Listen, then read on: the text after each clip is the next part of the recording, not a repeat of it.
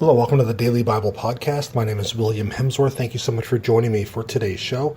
Well, today we're continuing on in Matthew chapter 14. And first off, my apologies for no music. I spent a great deal of time this morning on hold dealing with a technical issue.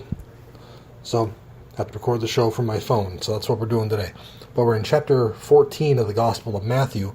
And today we're going to look at verses 3 and 4, which say, "For Herod had seized John and bound him and put him in prison for the sake of Herodias, his brother Philip's wife, because John said to him, 'It is not lawful for you to have her.'" So here we see John the Baptist publicly calling out Herod the Tetrach for his adultery with his mistress Herodias. Now, we don't have a whole lot of detail about this in the New Testament, but there's a lot of extra biblical writings and evidence out there that give details about how Herod Antipas desired Herodias while she was still married to Philip, who is his half-brother.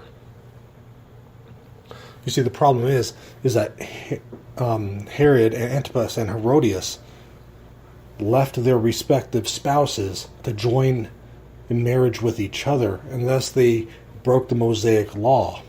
And that mosaic-law forbids the union of a man and his brother's wife while the brother is still living. And we see that in Leviticus 18:16 and Leviticus 20:21. And because Philip was still living, John the Baptist called him out. John the Baptist spoke out against Herod and Herodias and their marriage. This got John in a lot of trouble.